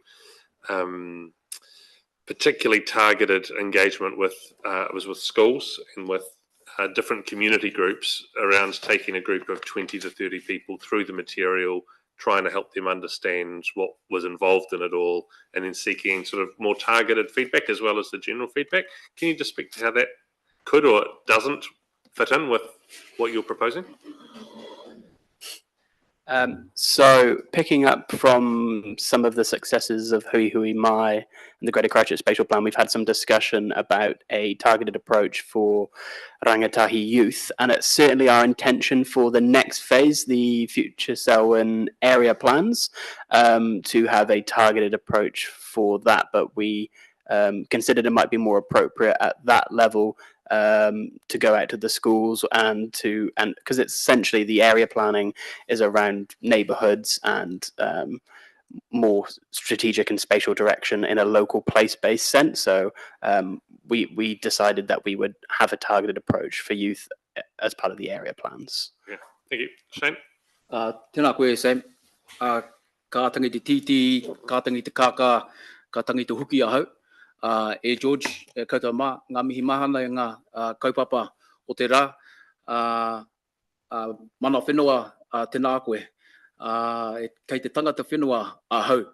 I see myself reflected in the document, and I just wanted to acknowledge not only this document, but the document before, some of the mātauranga in those strategies, but more in particular, legacy. And if I think about a direction as a governor for the future of those that will occupy these seats and eventually our tamariki mā. These are the documents that allow reflection and direction. And I wanted to, as I was looking at Craig's smiling face in the last document, really just acknowledge some of those mahinga kai maps in the last one, but also give tautoko to the work that's gone into this. Tautoko Puamiria, Pauahurea, and the staff that have contributed mātauraka Māori and te tāhuhu, particularly in the design and in the pou that are reflected in there. I think it's so important, and I'm proud to be part of a council that supports and reflects that in their manaki, which is in here as well, which is about, for me, accepting others, caring for others in our community and those that are around this table as well. So I just wanted to acknowledge that, bro, to you all and to this council and to those around there, especially our mana whenua. Ngā mihi mana, happy to support your recommendation and the strategy and engagement. I think also important for Megan's question in the last document, and we've had good engagement. So, yep, kia kaha. Kia ora, Shane, thank you. Megan. Kia ora. It's really good to get to this point. What a good day for you guys and for everybody. I know it's taken a really long time, so well done. Sam, I do agree with you in terms of the process for the hearing should be everybody, unless they cannot or do not want to. But just to let you all know right now, I will not be available for those dates. On the next 8 months, I only have 5 weeks worth of hearings and usually 2 days, and it just happens to conflict. So I am sorry. Any further comments or questions on the paper? No? Mover and seconder then for way forward. Bob, thank you. Seconded, Shane, thank you. And as we do that, Megan, I know you can't be there, but we'll just include you in that recommendation anyway, just in case something changes, and then you're part of that hearings panel. So the hearings panel will be all elected members plus mana whenua appointees. We can definitely try to look at those dates so we can make sure you're included, but we'll have to look at those dates. All those in favour say aye. Anyone against? Declare it carried. Thank you. Thanks, Dan.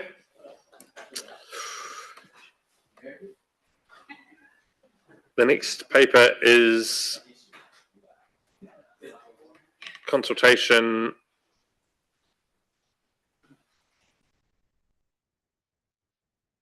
variation on partially operative district plan.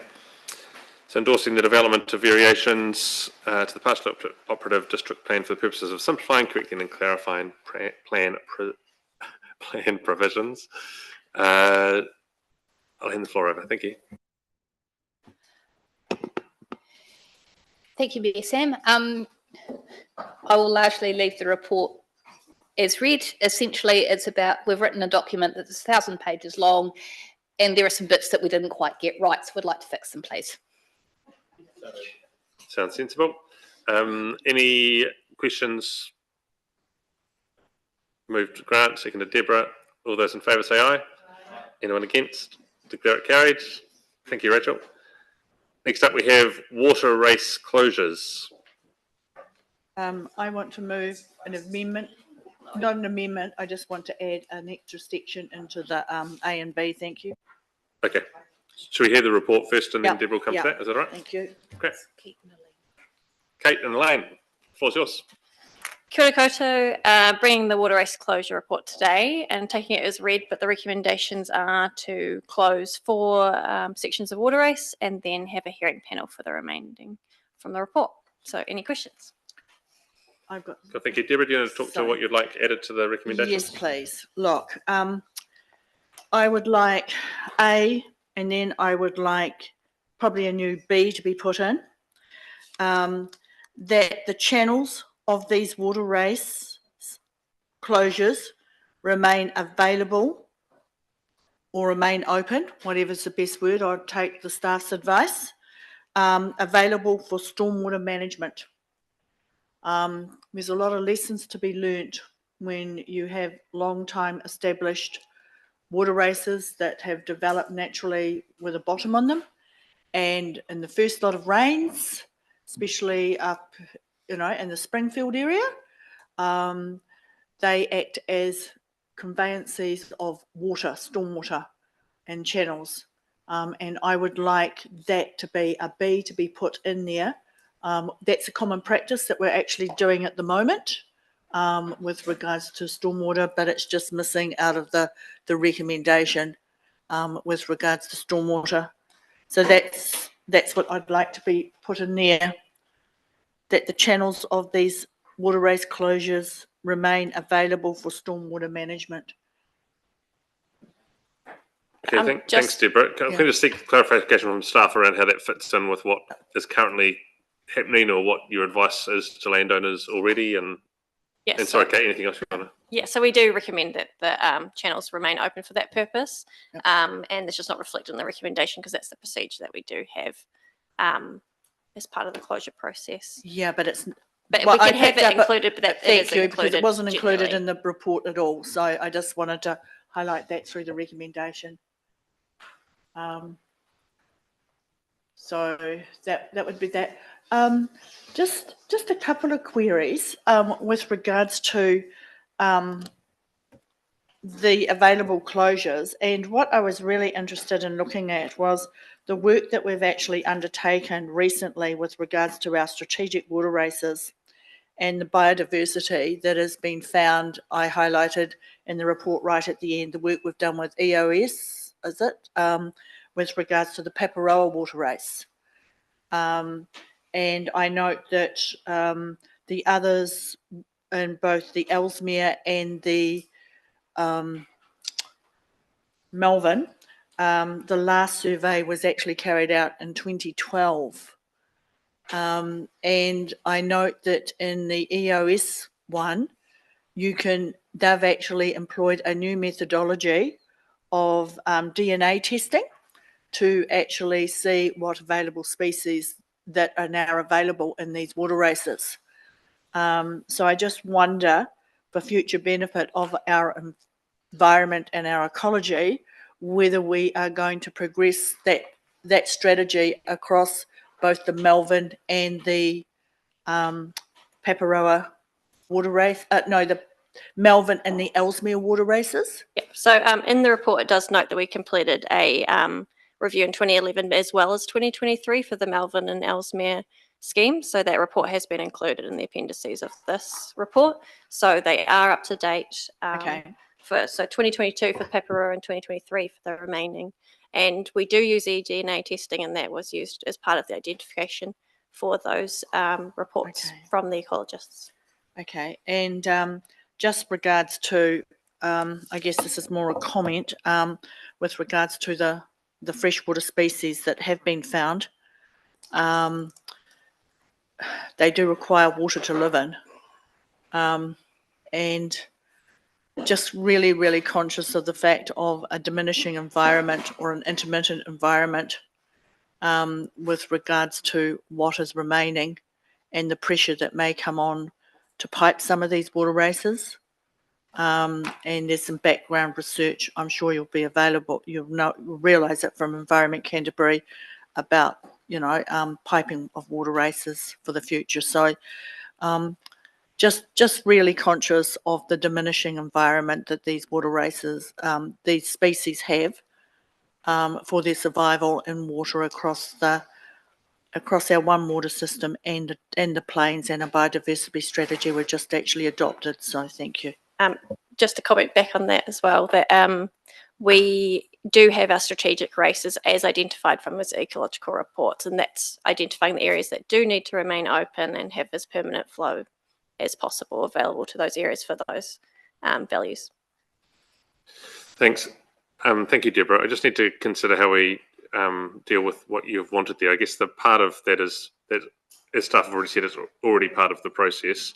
It's a matter that fits within the policy, and we wouldn't normally pull out particular parts of policy or try and make them key topics that we would then end up debating as motions here within this. So, like at best, maybe we would note that through the decision making to this point, that this information has already been made available to landowners. But for us to make that statement here, to me, just seems like I don't know, Sharon, how you feel, but it just seems like it's a little bit outside of what we would normally do around water race closures, which has its own process, its own The rules reason and why its I own. brought it forward is that it wasn't not referred to in the whole of the report. And a recommendation is a recommendation that is bound by statute apart from what may be found in the body of a report. If it refers to specifically in a bylaw, then that bylaw is a statutory document that has to be adhered by. But I'm not aware, and maybe I stand for clarification, that is a standard in our land drainage and water race bylaw. So that's why I want it included in somewhere where it has to be passed by us as council, that these water races remain available for stormwater management, because if it can't be found anywhere else, where else do you find it? Thanks, Murray. Do you answer that? Potentially. I've got 2 green lights. I'm not sure if that's Count to 15. It'll come right. Grab Sophie's. I've now got 2 red lights, so hopefully. All right. Okay. Perfect. Anyway, I suppose I'll just caution potentially against that. I think part of the closure process is a form that people sign, and there's often 2 options. The one is to leave the race open for stormwater management. The other option would be to put a soak hole in there to manage stormwater running from land above them. I suppose the risk of putting that in there is that farmers may want the water race closed to put centre pivots in, changing their farming practices, and to have the race closed but still remain open may well provide a bit of a nuisance to them. So there could be alternative ways still to manage stormwater on site. So as part of the closure process, so I don't think that's required. We could probably take that out. We'll have some other discussion from people in the room and then see where we get to. But Megan? Yes. Kia ora. I have two questions, but they're a reflection of like my lack of understanding of this entirely, rather than your report, because I thought it was a really well written report. But I want to understand. My understanding is you're saying that there is only one waterway proposed which has identified ecological values. Measures have been put in place, like picking up the fish and putting them somewhere else. And so therefore, you're saying the environmental impact is really like de minimis, really low. Have I understood the report right in that respect? Yes. So the only area that was considered of high or medium value was that one for the Cowley road closure, but they'll be relocated to a location that is just upstream and definitely has some great habitat for those kakahi. Great, thank you. And my second question is a little bit broader. Like, why are we closing water races? Like, what's the benefit? What's the purpose of this? And that shows clearly my lack of understanding. So I guess there could be a mixture of reasons why people would want a water race closed, but the schemes have been in our district for a long time, and land use changes over that time have meant that farmers have been able to supply water for their stock in different ways, and through wells and pumping, as well as CPW has had a major impact on the usability of the stock water races across our district. So yeah, alternative supply, and then some farmers are inhibited from using it as part of their plans as well. So okay, so I think the answer there is they used to have a commercial value and they don't have the same commercial value anymore. to some, yes. Thanks, Megan. Lydia?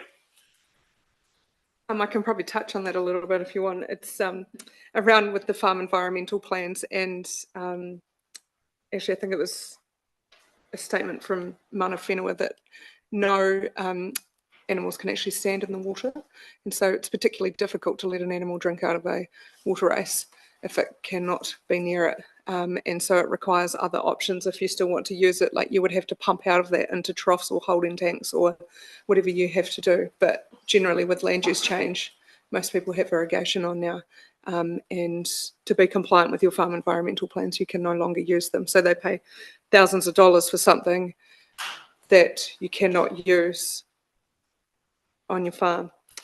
I guess my question was around closure reference 4, and so last year I handed over a file of from 14 landowners wanting to close down the water races in the Sheffield area, and closure reference 4 addresses 3 of those, which is great.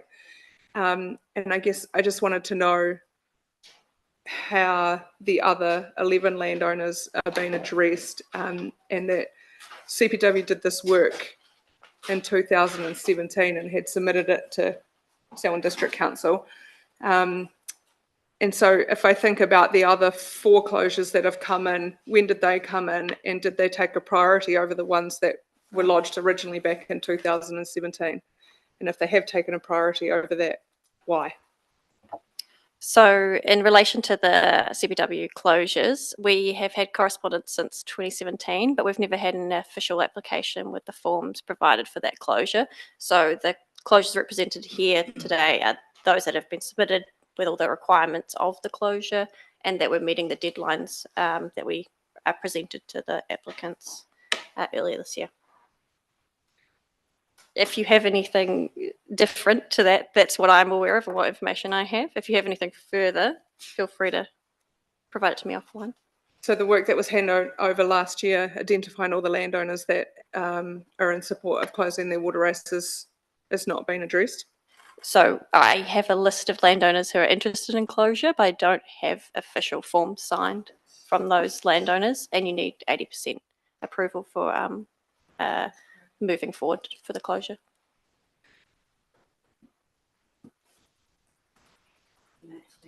I guess this is quite frustrating because information had been handed over with all these people that had approved wanting their races closed.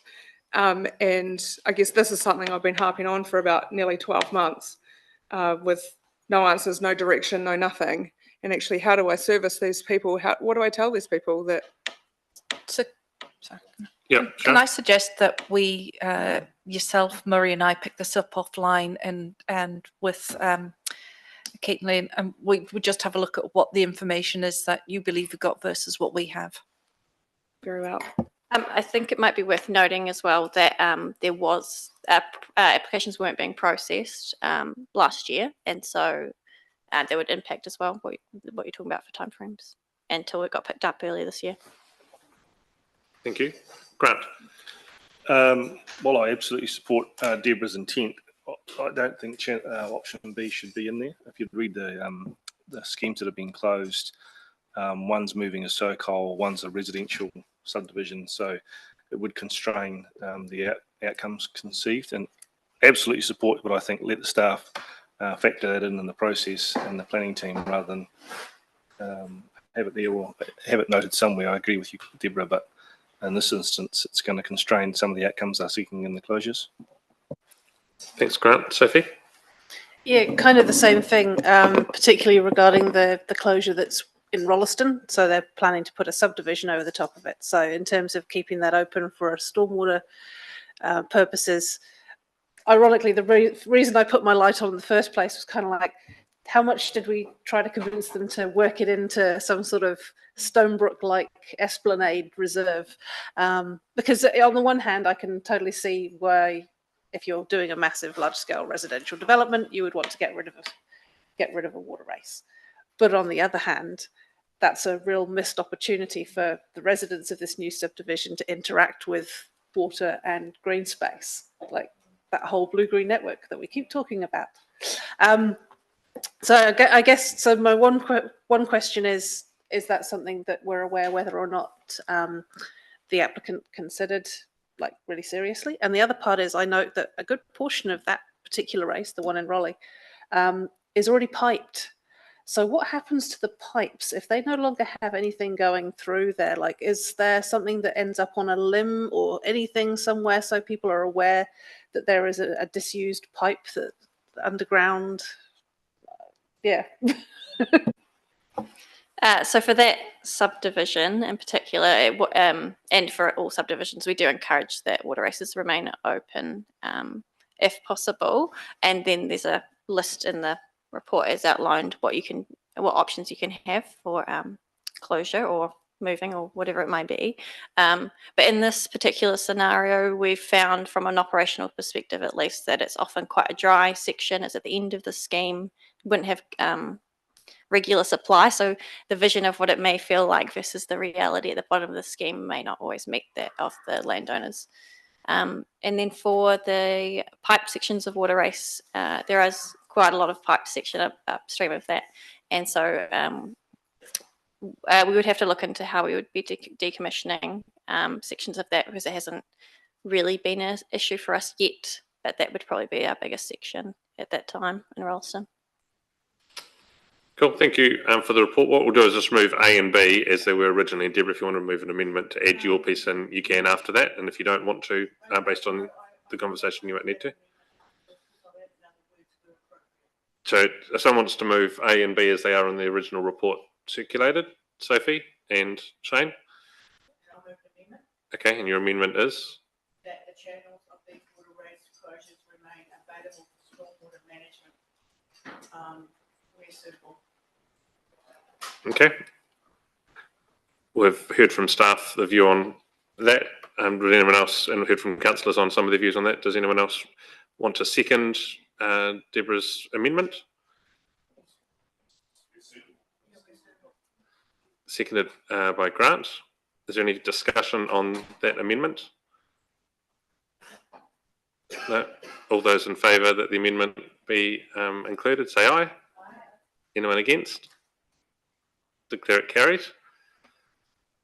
We now have A, B and C. All those in favour say aye. Anyone against? Declare it carried. Thank you. 2 councillors nominated for say. Oh, yeah, we did, sorry. We needed 2 councillors as a part of that report. Sorry. 2 people to put their hand up. Deborah, you want to be one of them? And Elizabeth, you want to be the other? Okay.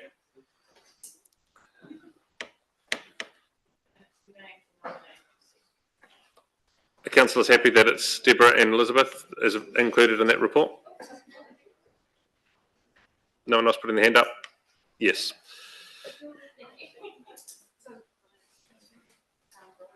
The next item is district licensing report for March and April.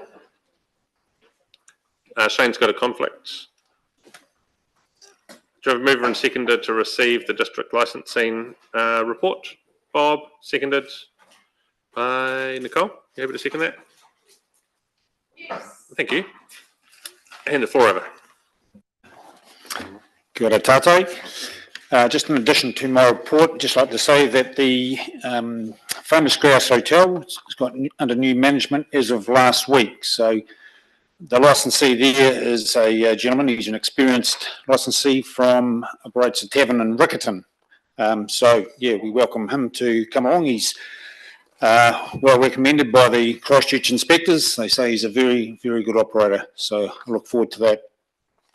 The garden party, Lincoln University.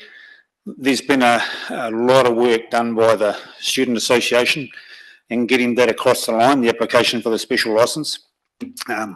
Unfortunately, the police are still opposed, so we will likely have to have a hearing in relation to the garden party. So other than that, happy to answer any questions that you may have. Any questions? Elizabeth? I'm just really keen as to what the garden party advocates are planning to do to reduce any risks.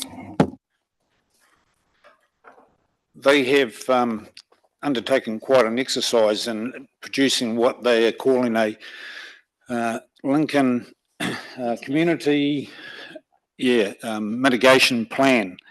And there's been a lot of work going into it, but they're talking about putting portaloos down along George Street. They're talking about having rubbish bins, putting rubbish bins, large rubbish bins very close to a couple of locations that have been identified as the problem premises where some of the students like to get up and party at starting about 4:30, 5 o'clock in the morning. So 2 years ago when they last held it, there was just a sea of glass outside one of these premises. So that's what they're trying to hope to avoid.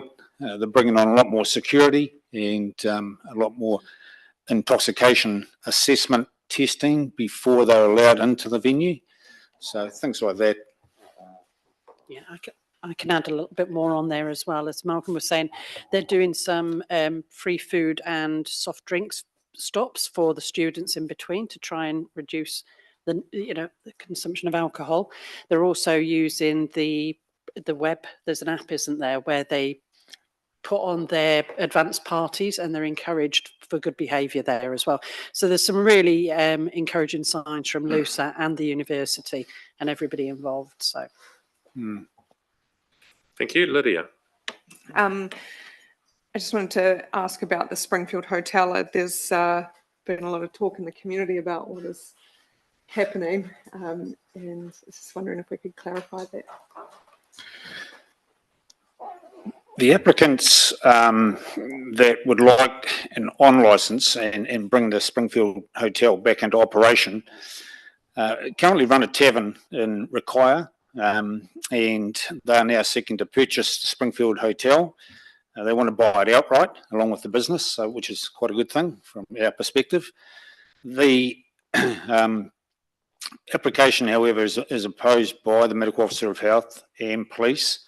And so it's another matter that will go to a hearing in due course, but it's quite a long process when we get the opposition from the respective agencies. It's just got to go through its process and we'll see what comes of that. But there's certainly no link between the current applicants and the previous licensee. Is that why the application has been opposed?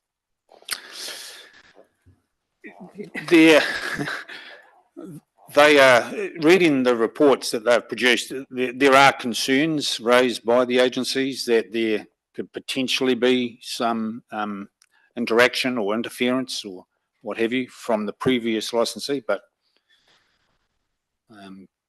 yeah, we'll just have to wait and see. I think a hearing is the place to determine that, and we'll just see what the District Licensing Committee come away with. Thank you. Thank you, Sophie. Yeah, just a wee query, to be honest.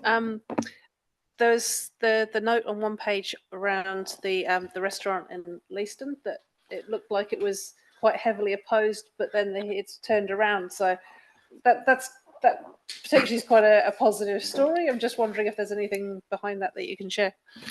No, it's just a great process.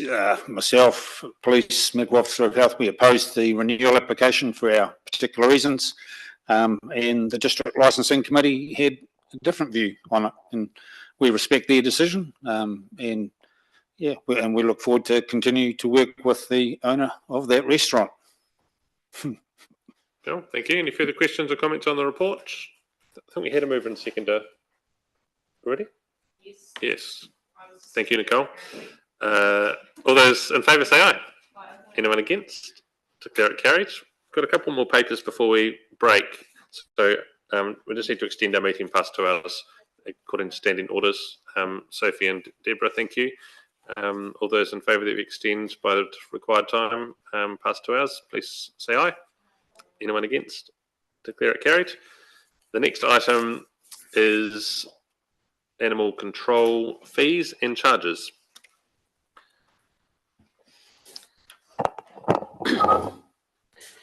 Kia ora. I'm going to take this report as read, but to provide a little bit of context to it. The purposes is we're seeking confirmation of the fees and charges for the dog registration for 24-25. These were included within the draft schedule of fees, and we included those in there. That was for the long-term plan 24 to 34. As a council, we're due to confirm those fees and charges through the long-term plan on the 3rd of July. But unfortunately, this timing doesn't align with the legislative requirements of us advertising the fees and charges and the proposed increase to dog registration. So what we're seeking is endorsement of those proposed increased fees. And I understand there might be a couple of questions on those increases. But to provide a little bit of context, so hopefully I can answer some questions before they're raised. This is user pays, so there is no impact on rates. The increase is $15 for the first dog and $10 for the second dog. So with that in mind, and I know there'll be a bit of number crunching there, the proposed increase would cover, we need an additional full-time equivalent. At the moment, we're relying on a secondee that we can't continue beyond the end of this year. We do need 4 full-time equivalents in there. We need some improvements to our pound. Currently, they're set up for short-term, not long-term stays. We need to insulate them. We need to grow the kennel numbers. We've only got 6 inside kennels and 4 secure outside, and I need to consider civil defence and emergencies and how we'd manage that. I know there's been a growth in dog numbers, but the growth in dog numbers and the revenue from that has only just covered the increased overheads that we've been encountering for the last 3 years when we haven't increased these fees. We need to utilise dog behaviourists for opinions as well, and we'll need to get legal advice for our growth in prosecutions. The growth in dog numbers equates to a lot more barking complaints, a lot more incidences.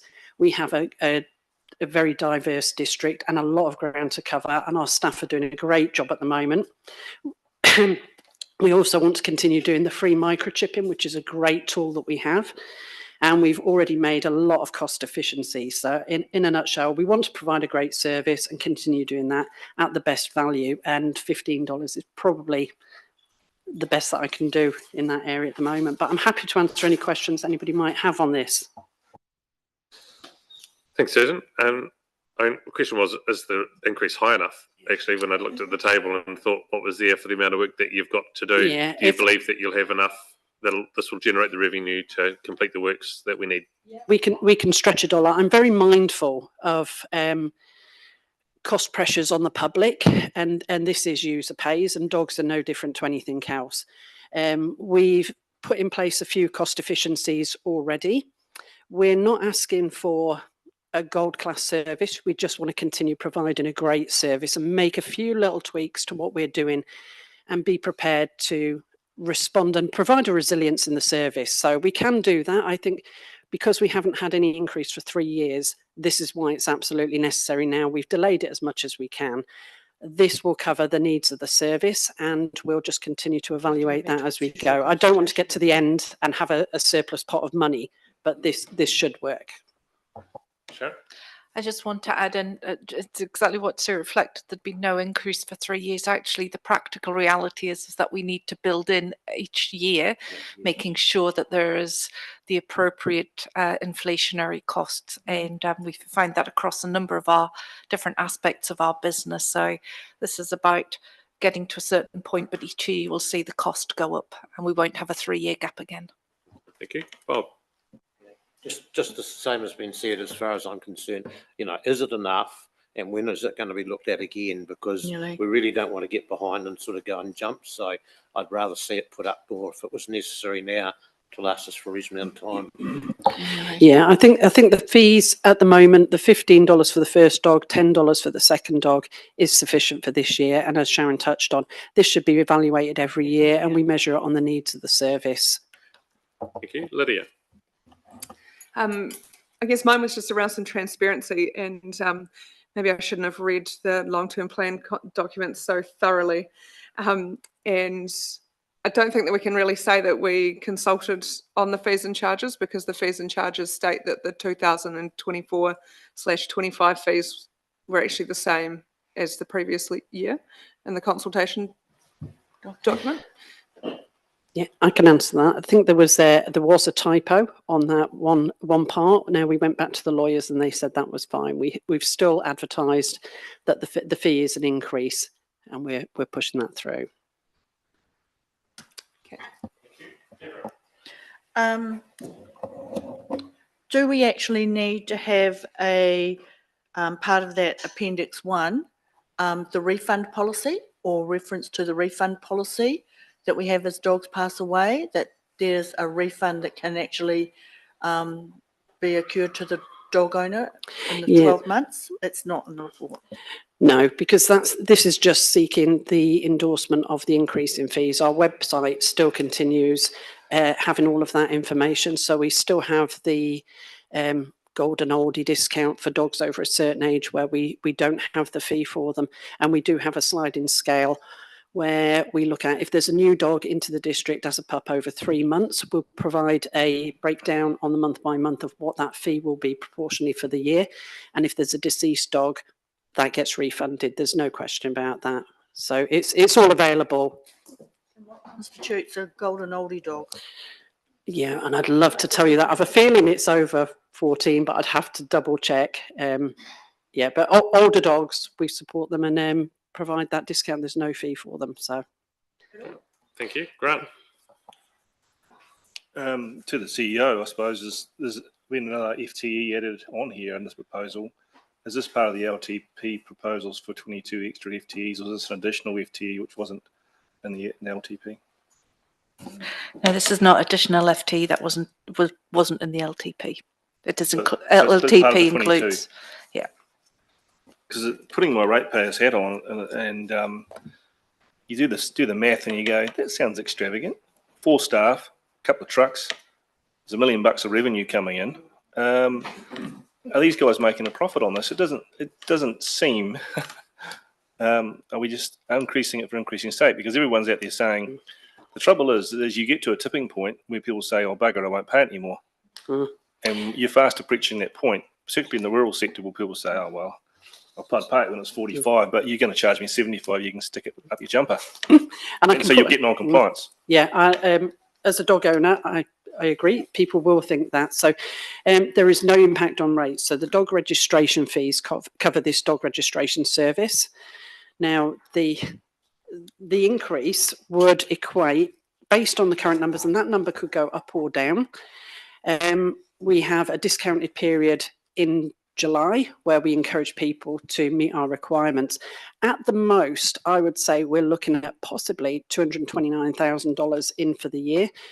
If you consider we desperately need the one full-time equivalent, which comes out of this. It doesn't impact on rates. We have the overheads throughout council that we have to absorb there. There's the additional costs in the services as well as the pound. We need to enhance that, and we need to increase the legal fees. So there's with the increase in dog numbers, yes, there comes a slight increase in revenue, but it's also those associated costs just grow and grow and grow. And I'm happy to discuss that further at another time. But yeah, there's absolutely no profit at the end of the year in this. This is really pared down. Well, I'm trying to reflect back what the communities would say when they see this. And they don't care what Christchurch is charging or what Waimakariri is charging or Ashburton's charging. They care what Selwyn's charging. And, you know, that's the very clear feedback I'm getting is you'll start to get non-compliance. And I support Lydia to some extent that if we put something in our LTP, and this is the second example we've got things wrong, and we say, oh, it's just a typo, the lawyers say it's okay. Is that the way we operate here now? That if we say something that we get it wrong, oh, it's just a typo, we just won't worry about that. It doesn't feel right to me. If we tell our community that we're not going to increase the charges, we shouldn't just say, oh, whoops, we made a bit of a blue there and we're not going to stand up. Sometimes you've got to wear these things. It doesn't seem ethical to me. Yeah, and the discrepancy was on the year. So the fee, you can see the previous year's fee and the increase in the current year's fee. It was a 23-24 as opposed to 24-25. All other counts, I know you can't compare apples and oranges. No, they are considerably higher than us, but I cannot, but you've raised it, so I'd like to answer it. It's rude to just tell someone when they've given you a response that you're not interested. The fee increase isn't based on what other councils are charging. This is purely on the cost of the service delivery. And we have stretched the service as much as we can for 3 years with no increase to any of our dog owners. It's now the time that we have to increase them. This is the minimum that I can increase to deliver the best service that we can at the lowest cost. Thank you. Elizabeth. What was the legal cost to the council last year, and what were the cases that had to be taken to court? And I can't tell you that without looking. I think they were rather minimal, but we are seeing an increase in the number of dog attacks. And the expectation of the public is that we follow through with those. We still try and get the best outcome for all involved. I can't put a finger in the air and do a guesstimate on what those costs would be, but I can envisage we've got 2 that were potential prosecutions this year that we've worked as best we can to try and minimise that and avoid that scenario. I would say, there will be an end of year report that will give us a full breakdown of the number of dogs wandering, dog call-outs, dog attacks, dog on humans, bites, barking complaints, and I can do that a bit further down the line. Thank you. Sophie. Yeah, I just wanted to say that I'm okay with this as a dog owner. I mean, I get that not everybody will be, but it's one of those things. There's costs that have to be covered, and if you have a dog, then that is your contribution towards actually making sure that the service is provided in accordance, not just with our policies, but it's legislation as well. I was just trying to remember. I've only ever sat on one dog hearing. Is there a difference to how this is applied to working dogs that don't actually go out and about or anything else? Yeah, I don't know about the working dogs for a hearing, and I've only sat on one hearing for a dog. We've got one potentially could go to a hearing, but next time I will look into that and come back to you at another time. I can't remember whether they have to pay registration if they never leave the farm. No, the working dogs are different. So this is more your this residential. is for your dogs that go out for wanders and use the dog park and potentially cause nuisance in a residential area. Yeah, I think we're very fortunate. We've got a great population of dog lovers in this district, and they're all really supportive. So we want to continue that, and we've got good figures. Yeah, this could be one of those things that comes up around. Working dogs pay. Everyone who owns a working dog pays. There's no freebie, no free rides here. All right. Okay. So that was why I was asking the question, because I wasn't sure. Okay. It could be one of the rates differential conversations we end up having in, around the long-term plan next time when we think about our rate structure. Yeah, and look, there is an opportunity at the next review to see, and other councils worked in, we've had a different rate for working dogs because of the rural nature of the business. And I think that's something we could look at for the future. Yeah, we're looking at the dog control bylaw, and that's something that we're going to be putting out a survey to the residents, asking what would they like to see us do and how would they like this delivered. So we'll be following up on that in a few months' time. Okay, thank you. Did we have a mover and seconder for this report? Shane and Bob. All those in favour say aye. Anyone against? Declare it carried. Would the two of you like your vote against recorded? Grant and Lydia. Thank you. Thank you. That brings us to the end of the public part of our agenda today. We'll adjourn the meeting. It's now 20 past. We'll take 20 minutes and start again at 3:40. Thanks.